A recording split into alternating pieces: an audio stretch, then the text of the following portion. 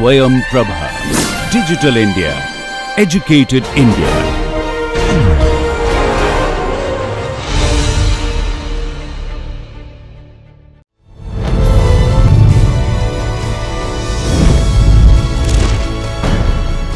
Yogah Karmasu Kaushalam.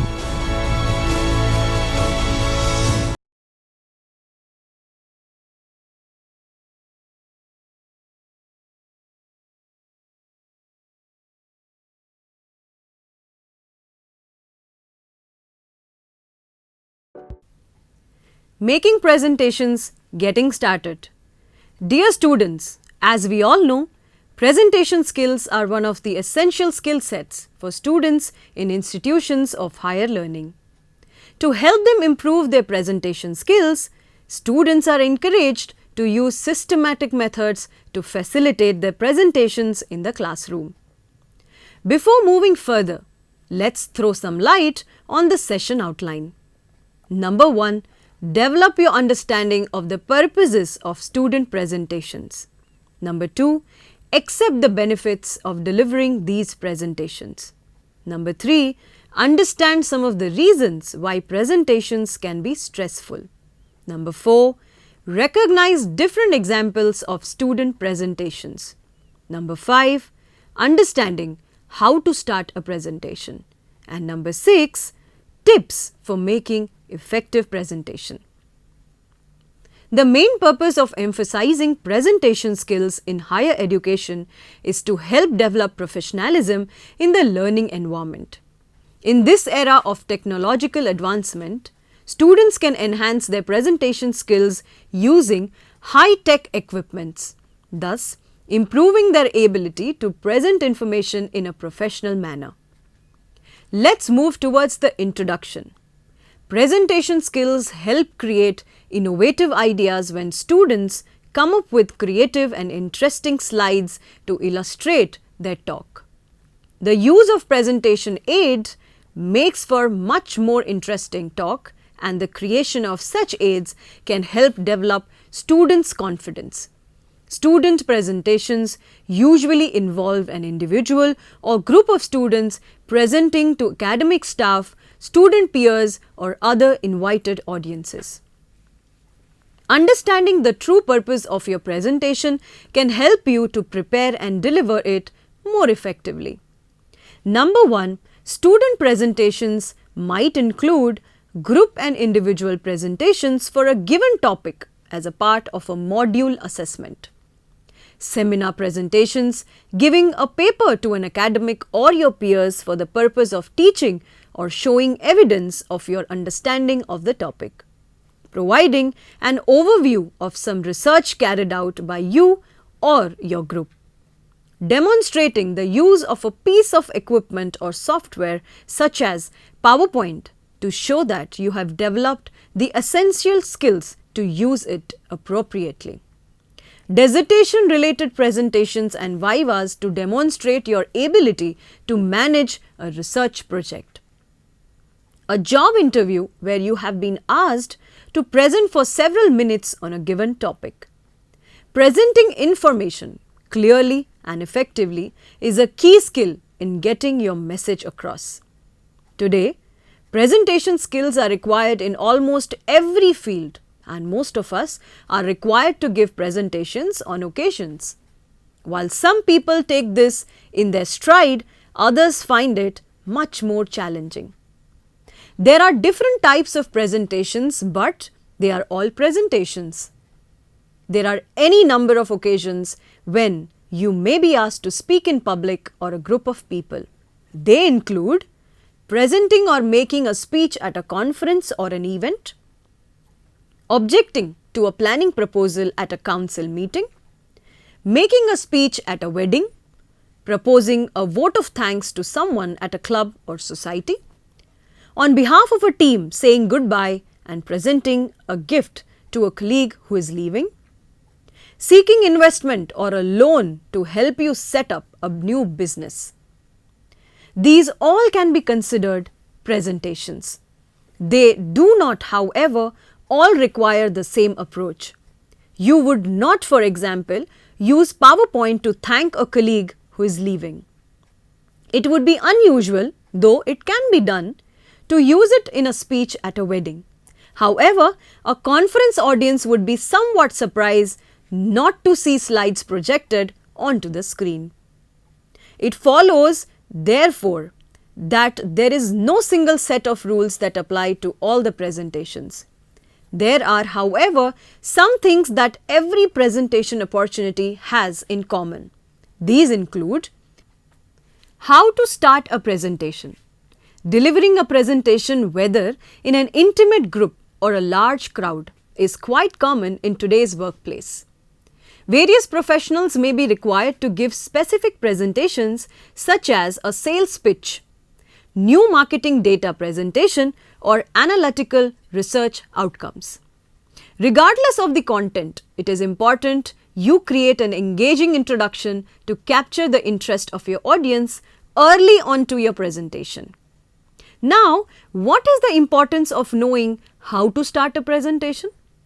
Knowing how to start a presentation is an essential part of giving an effective speech or discussion. By coming up with an engaging start to your presentation, you can capture audience interest and help them focus on what you're going to share. Your introduction can help audience members understand the purpose of your presentation.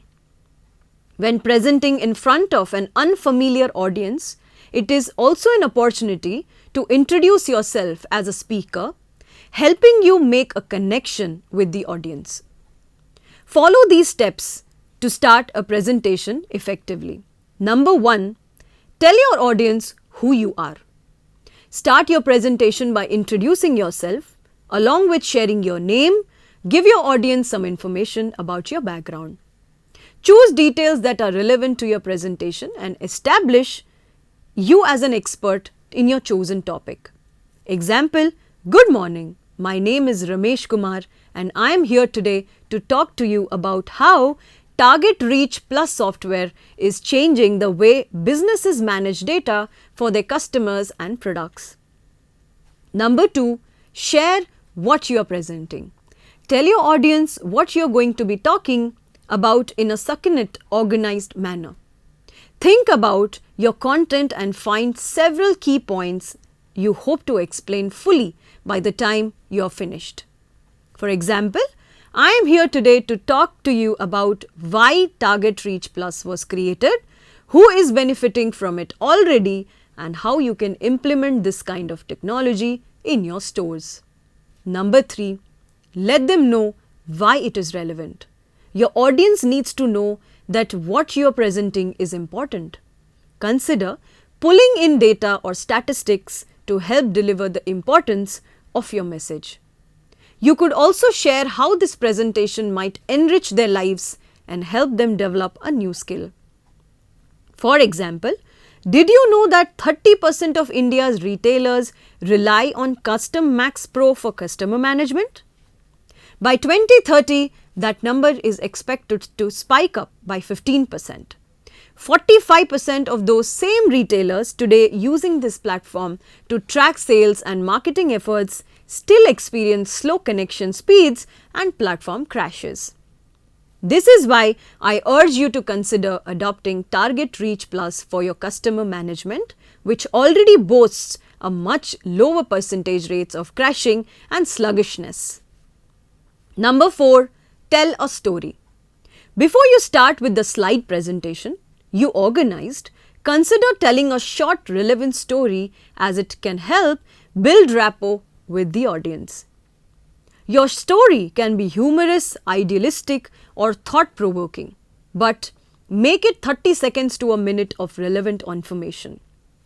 A personal touch to your story can help too. For example, you might have experienced something personal regarding the main point of your presentation. Let your audience in on that experience the same. For example, when I went shopping a few weeks ago with a couple of good friends, I immediately noticed how there are now robots roaming in the store and taking orders. Number 5, make an interesting statement. If you do not have a personal story to share with the audience, consider sharing a thought-provoking fact about your presentation's relevance. If you decide to go forward with this approach, make sure to deliver your statement with confident body language and verbal tone. You want your audience to know what you are saying is both truthful and interesting. Number 6. Ask for audience participation. If you do not plan to make a bold statement or tell a story, ask your audience to participate. The best way to do this is by asking an open-ended question that requires them to either raise a hand or stand up to answer. If you are unsure of what attention-grabbing tactic may work the best, use a friend, co-worker or family member to practice. Let's understand the purposes of student presentations. There are many reasons why students are asked to give presentations, and these will be influenced by your academic course and situational and organizational factors. The purpose and circumstances of your presentation will influence its style, content and structure. Most presentations will involve a combination of purposes, but it may be helpful to think about the different features of each of these presentations. Student presentations may be given for the purposes of advocacy or persuasion. Next could be training, teaching and learning. It could also be for informing and for assessment. Pressures and problems of giving presentations. It will be very useful to outline some of the problems to reduce or even remove your fears. I would prefer to write an essay rather than deliver a presentation. They can certainly increase your anxiety levels, and you may think that you actually have to work harder for a presentation than for an assignment. Whilst this may not be true, your higher anxiety levels may cause you to believe this, and you may not use your time as efficiently or effectively in the presentation because of this anxiety. I only seem to learn from the content of my own presentations, but not when I have to listen to other students. There is no point attending the other presentations. This is a frequent complaint from students and a real challenge to academics for how to use presentations in a good learning experience for everyone involved. It is useful to remember that if you feel like this, so will your audience, and therefore think about what you can do to make sure that they learn something from your presentation and find it interesting. Next could be, I do not know enough about the topic to give a presentation. Presentations can also be stressful if you are asked to present on a topic about which you have only a limited knowledge. In every situation, you may need to use a large amount of preparation time to develop new knowledge before you feel confident enough to prepare and plan for the presentation. Next could be, there is so much information on the topic. I cannot decide what to include and what to leave out. In this situation, you may feel overwhelmed by the size of the topic and experience feelings of panic when you have to make decisions about the content. Next very common one is, I am nervous of using technology in public. To some extent, this is not a problem for the younger students compared to mature students who may be less experienced. Using technology may be a real problem for mature students. Next could be, I am always nervous about speaking in a public situation. Most people feel nervous about the public performance required for a presentation, even if the audience is only 1 or 2 people instead of a large group. Whilst good preparation and rehearsal will help to reduce some of the nervousness, it is only through practice that will learn to use nervousness in a positive way that helps your performance. Next, very common issue is group presentations are usually a problem. I usually feel that I do more of a work than other members in the group. You may experience higher anxiety levels preparing for and delivering a group presentation than for an individual presentation. Problems with group behavior may divert attention away from the real preparation tasks, and more time can be spent arguing or discussing what needs to be done instead of actually doing the work needed to complete the presentation. I think I could earn higher marks for an individual presentation than for a group presentation. Sometimes this is experienced by students who have previously had problems working for a group presentation. You may believe that you could earn higher marks because you are more capable than others in the group, or the group pressures divert energy away from a good content development. Whilst this may be true in some situations, many tutors use group presentations as opportunities to develop the team working and project management skills that many employers say are essential in the workplace. On many academic courses, the assessment procedures are monitored and adjusted to make sure that the final marks reflect the true ability of the individual student rather than the group members. So, a group mark may only be a small portion of the total marks of the module. In spite of these concerns, presentations are a frequent experience in education, and you will probably have to deliver several on your courses, so it is useful to recognize the benefits as well as the problems. Let's understand the benefits of students' presentation. As with the variety of purposes, the benefits of student presentations will be influenced by the situation, student-centered participation in the learning. Next could be developing new knowledge and different perspectives on a topic. Next, practice in a known environment or situation. Next, increasing confidence to speak and present in front of an audience. Next, improving marks earned for a module assessment. Next, developing a wide range of communication and presentation skills.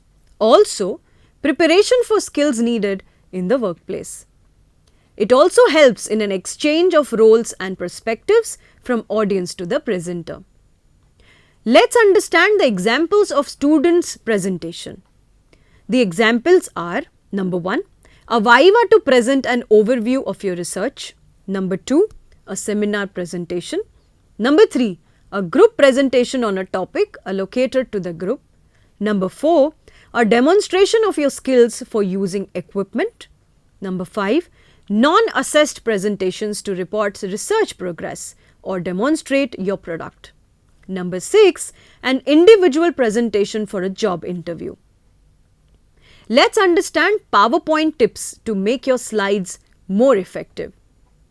Everyone knows the saying, a picture is worth 1,000 words. However, a PowerPoint land, it seems to be quite the contrary.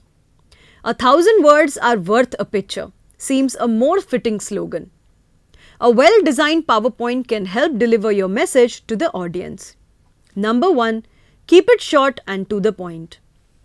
One of the most important things to remember is that PowerPoint is a tool to support your story. Avoid putting the literal text on the screen. Instead, try to shorten your bullets and keep it to the point. This causes your audience to focus on you instead of the slides on the screen. Number 2, choose the right font. Try and pick a classic font instead of a creative one. Picking the wrong font can easily cause your text to be unreadable for your audience. Besides that, if the computer you are presenting on does not have the font you used to install, PowerPoint will replace it with a random one. Veranda, Calibri, Helvetica, for example, are all safe choices. These fonts are available on all the computers. Number 3, size matters. Picking the right font size can be difficult. On one hand, your audience needs to read whatever you put on the screen, and on the other hand, you don't want your text to dominate the space on your slide. For headers, the minimum is around 20, while for the body, you have to use it minimum of 18. With these sizes, you can be assured your text will be legible in every situation. This goes for laptops, computers, tablets, TVs and beamers. Number 4. Contrast. Beside the looks and the size of your font, it is important to take contrast into account. If you are using text on a photo, make sure that your font is readable by either placing a border or casting a shadow around it. Number 5. Relevance and quality are the key. Usually, your text is supported by a low quality image. We often see that when people are talking about a car, the first picture on Google Images is picked. This results in inconsistency because some images tend to be illustrations and drawings, making your presentation look unprofessional or even childish. Make sure you select high quality images that support your message. Number 6. Simplify your tables as much as possible. Tables are usually crammed with information and numbers. This causes the slide to look crowded and chaotic. In this case, it is important to visualize the tables as simple as possible. Delete unnecessary outlines, colors and borders. Keep it simple and less is more are key phrases to take in mind whilst designing tables. Number 7. Solely use basic coloring. Colors are often used to give the slide some flair. When picking colors, it is important to define your audience and the purpose of the presentation. It's good to use vibrant colors in a presentation for a primary school. However, when it is a formal setting, you will have to define your colors based on your target audience. Let's move towards the conclusion. Before we wind up, let us sum up. Having gone through the session, you will now be aware of a presentation or how to begin a presentation. Range of examples of student presentations, why they are used, and the problems and benefits you can experience from delivering or for delivering a presentation. Tips for making an effective presentation. We hope you find this session helpful for preparing and delivering all your presentations. Thank you and see you soon.